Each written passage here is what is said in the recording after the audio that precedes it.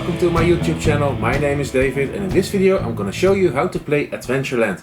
And I can do so with thanks to the Game Master who provided this copy.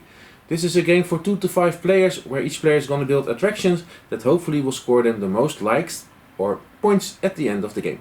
So please let me show you how it's played. Setup of this game is partly based on the number of players.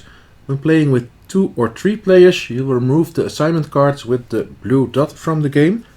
Also, you will have to remove all of the blue cards from the game, the Ocean Team, so also from the merchandise and the VIP card of that color, as well as the attractions. Also, there's a little mini expansion in the box with action cards that has this plus symbol on the right bottom of the card. Feel free to add them into your game. All players will get a save and you can put 10 mega coins in that at the start of the game.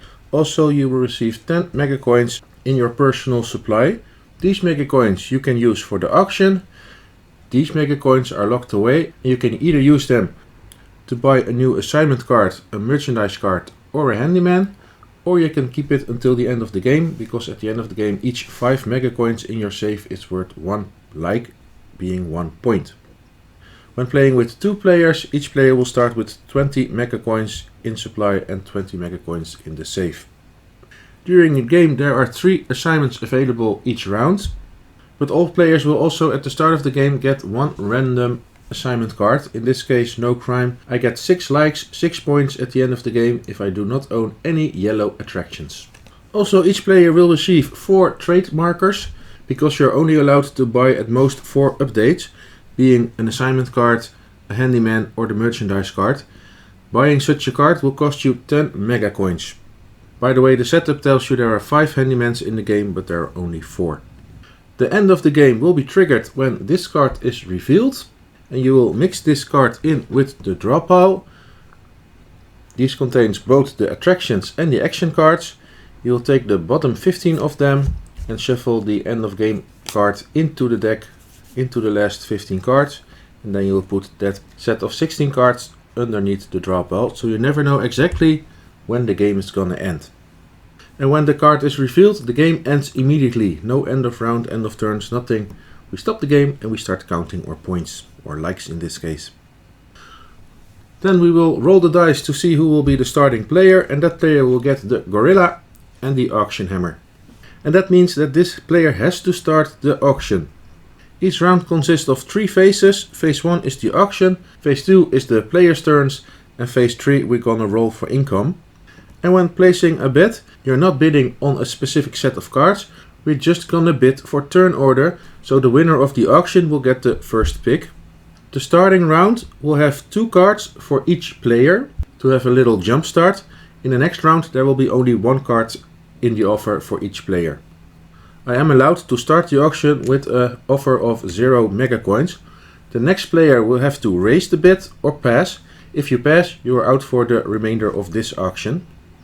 So maybe I simply bid 1 mega coins, the next player will bid 2, this player will offer 5, and I really want the Dino Park, so I'll make an offer of 6. Then this player passes and that player also passes. That means I've won the auction, so I will get the gorilla and the auction hammer. The players that don't win the auction get their money back, so you're only losing money if you win the auction. The player who wins the auction does not pay his money to the bank, but he will give it to the player on his right hand. So in this case 6 mega coins go to the player to my right. That player can keep half of it and has to pass the other half on to the next player right to him. So in this case, if I exchange these 5 into 5 single ones, I give 6 mega coins to the player to my right. That player will keep 3 of them and will give the other 3 to the other player. That player can also only keep half of it. That would be 1.5 mega coin, but you can round them up, so that player keeps 2 of them, and there's 1 coin left that could go to the next player, but the player that has won the auction will never receive his own money in return, then it simply returns to the supply. So now those other 2 players have more money available for the next auction in the next round. So now I have first pick on the attractions, and after that we go clockwise around the table. I really like dinosaurs, so I'm gonna take the Dino Park and the Dirty Dance scene. These are my first two attractions and I'll simply lay them down in front of me. The likes are the points the attraction is worth at the end of the game. So in this case 6 points, and there's a little line after every 5 thumbs, so you can easily see how much points the card is worth. And this one is only worth 3 points. The number on the card will matter in the income phase. After taking your pick from the auction, you have 2 actions available, but you can only do them once. You are allowed to play 1 action card from your hand, should you have them, and you are allowed to buy 1 upgrade. So for 10 mega coins, and I have to pay them out of my safe, out of my vault, I can pick either an assignment card, a handyman or a merchandise card. And for the explanation of this game, I will buy the yellow merchandise card. And I will explain to you what this card does in phase number 3. I pay 10 mega coin to the supply, and now this card belongs to me. It's not an attraction, but it's a merchandise card. And there's a merchandise card for each color. And at the end of the turn, you can put money into the vault if you want. However, the money you put in over here is not available to use at the auction. So in this case, I'm gonna keep the coins I have in front of me. Then it's the next player. So I'll pass the gorilla, which marks the active player. That player takes his pick, for instance the yellow and the black card. That player can play an action card or buy a card, puts money into his or her safe, and the gorilla goes to the next player who has the last pick. That are these 2 cards, 1 action card and an attraction. The action card goes into his or her hand. Then the gorilla comes back to me, the starting player, as you can see on the auction hammer. And now I'll throw the dice to see if we get some income. The number I roll is 8. Now all players are gonna check their attractions if they have attractions that have the number 8 on them. All colors will have the numbers only once, so we'll see if somebody has an 8, but nobody has.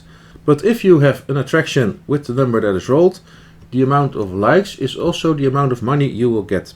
So if I was lucky and I rolled number 3, I would get 6 mega coins because I have an attraction with number 3. But this roll is for all players, so if another player also has a number 3, that player will also get some mega coins. Why did I take the merchandise card? If, for example, the result would be a 4, then this player would score mega coins because he has the card number 4. And that player will receive 2 mega coins from the supply. However, if somebody has the merchandise card of a color that the other player scores during the income phase, the player that receives the money will have to pay 2 mega coins to the owner of the merchandise card.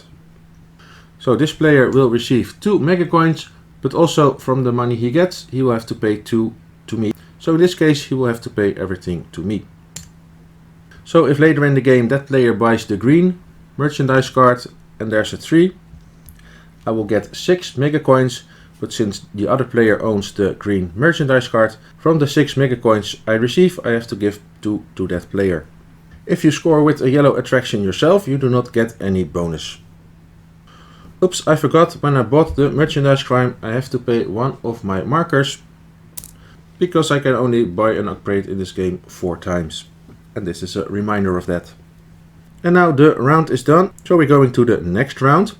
If no player has bought an assignment card, the one farthest away from the draw pile will be discarded, and we'll replace it with a new one.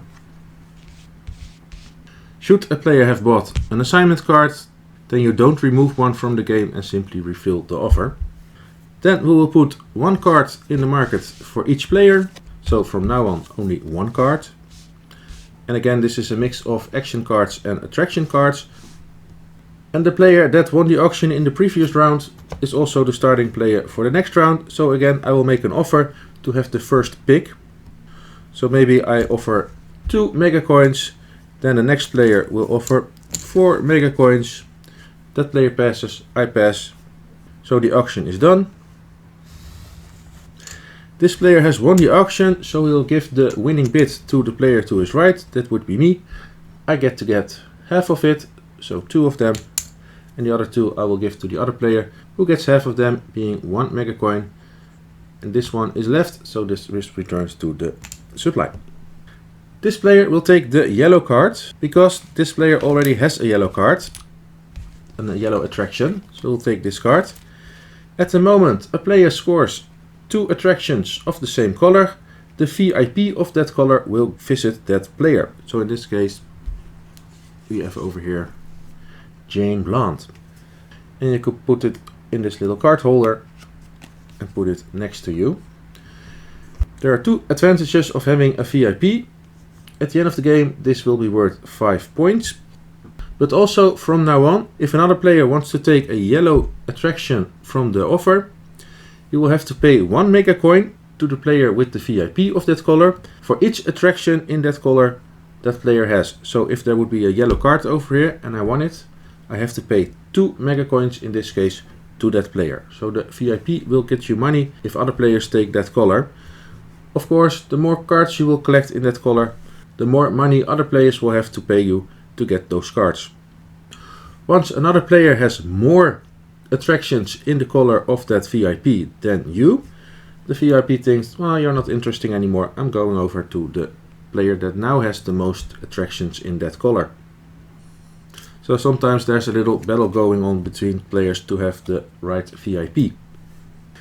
So I guess the next player would take the red card to prevent me from getting the second red card and thus the VIP. So that player takes the red attraction and then there's only the black attraction left for me. Some of the attractions you will collect will have this symbol on them, meaning in the income phase they will score you 7 money in this case if a 6 is rolled.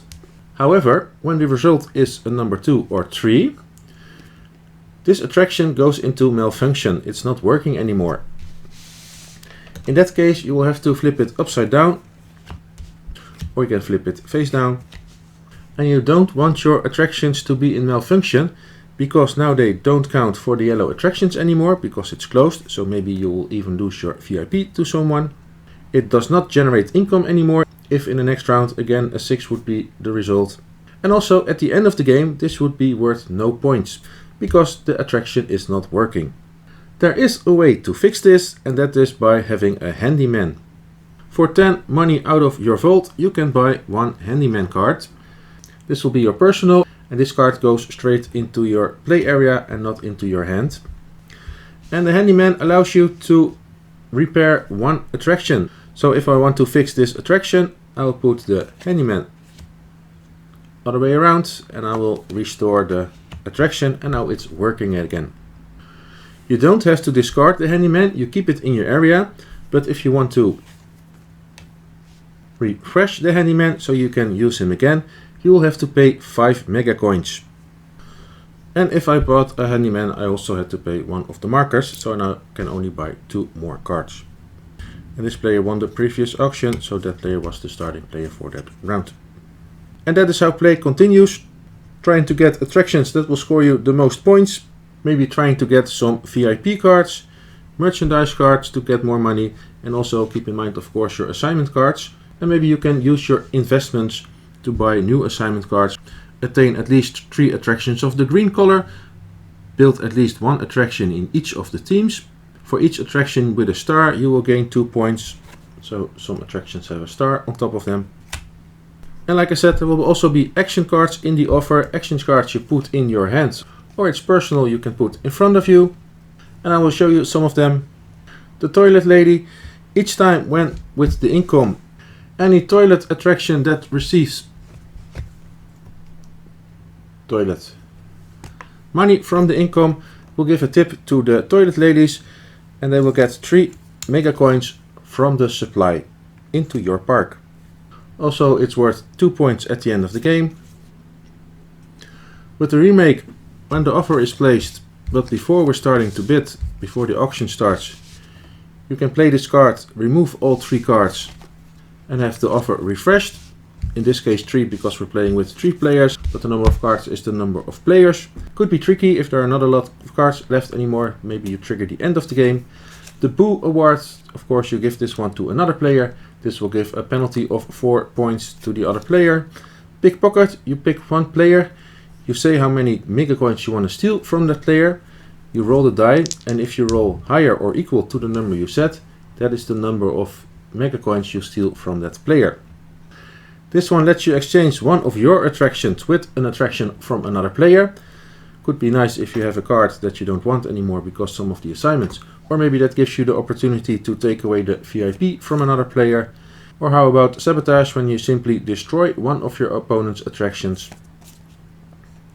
The commercial lets you change one die after the income roll to set it to a number of your liking. You cannot pick a number that would cause a malfunction among any of the attractions. This one everybody likes, but especially the owner of this card. When in the income phase you do not get any money, you will still get 3 mega coins because you have the gardener, and also all other players will get 1 mega coin. So money for everybody, but only if the owner of this card does not receive money at the income phase. Then there's the mayor. You attach the mayor to a VIP, of course the VIP that's in front of you, and this doubles the amount of money another player has to pay to get a card of that color. So you will get more income, and also it will be worth 3 points at the end of the game. If I lose this VIP, the mayor also moves along with that VIP to the new player.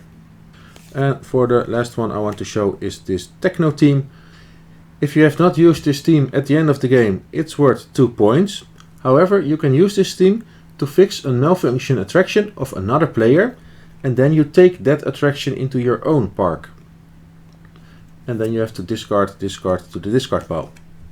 So you can fix and steal one attraction of another player. And so play continues until at one moment the end of game card is revealed, and then game stops immediately, and we're gonna count our victory points. Every 5 mega coins in your save is worth 1 point. Remember, you can put mega coins into the save at the end of your turn. However, all money that you put into the save is not available to use in auctions. Also, you can put no more than 10 mega coins in the vault each turn. Then you will simply score the number of likes is the number of points for each colored attraction. Players will score points for the VIPs they have in front of them. Then we're gonna score our assignment cards. In this case I would score no points because I have a yellow attraction in my park. Staff personal cards might be worth points. One player might have the mayor to score an extra points, and if somebody has the Boo award, that player has a penalty of 4 points. And then whoever has the most points is the winner, and there's no tiebreaker. So if there's a tie, those players share the victory. By the way, when playing with 2 players, there will always be 4 cards at the auction. The player that wins the auction will get the first pick, takes 1 card to his actions, then the other player can pick a card to his or her actions. Then it's the winning player again to pick a card and do the actions, and then the other player. And after that we will roll for income and then draw 4 new cards. So it's 1 card per player, except when playing with 2, then you put 4 cards in the auction. And like I said in the beginning, when playing with 2 players, you will start with 20 mega coins in hand and 20 mega coins in your save instead of 10. And that is how you play Adventureland for 2 to 5 players. We're starting with an auction for having the first pick in the offer. The winning offer will be shared among the other players to the right of the player that wins the auction. Then all players will get to get 1 pick, play 1 action card or buy 1 upgrade card, put money into their save. And so you're trying to score valuable attractions, score VIPs, trying to get extra money by buying merchandise, or try to score extra points by buying extra assignment cards. Thanks again to the Game Master for having me this copy. If you have any questions about this game, please feel free to ask them in the comments below. My name is David, thank you for watching and hope to see you next time.